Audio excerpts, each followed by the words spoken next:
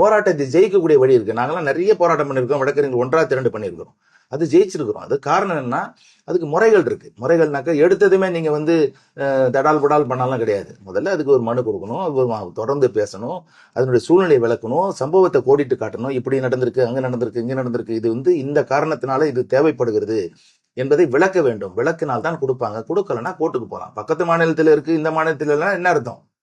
அப்ப நீங்க சரியா ப்ராப்பரா ரெப்ரசென்ட் பண்ணலன்னு அர்த்தம். ரெப்ரசென்ட் பண்ணணும், புரிய வைக்கணும். புரியலன்னா புரியும்படியா நம்ம பேசணும்.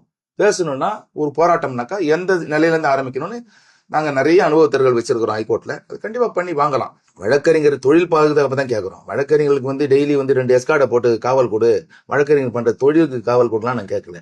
இந்த மாதிரி சூழ்நிலையை புரிஞ்சு கொண்டு, இப்ப நான் தான் சொன்னேன் இல்லைங்களா, ஒரு அரசு அலுவலகத்துக்கு போகும்போது ஒரு தவறான ஒரு புகார் கொடுப்பதற்கான வாய்ப்பு இருக்கு. வக்கீல் மேல வந்து ஒரு அரசு ஊழியரை பணி செய்ய விடாமல் தடுத்தான்னு சொல்லி கேஸை போட்டாக்க அந்த வக்கீல் என்ன பண்ணுவாரு, அந்த கேஸ் போய் கோர்ட்ல சொல்லுவாரு. கோர்ட்ல நீயே அங்க போனன்னு கேட்பாங்க, பெயில் கொடுப்பாங்க, கொடுக்க மாட்டாங்க.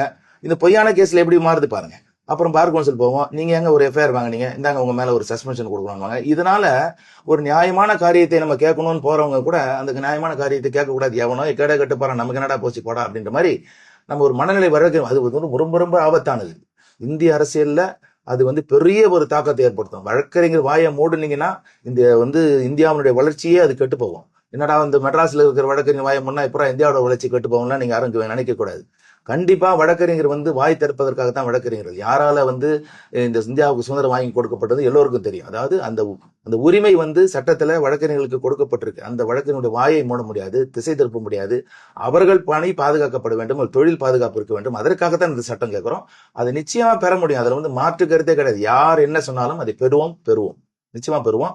ரெண்டாவது, இந்த பார் கவுன்சில்ல சில கண்டிஷன்ஸ் இருக்கு. அதெல்லாம் வந்து கண்டிப்பா அது வந்து கேன்சல் பண்ணணும்.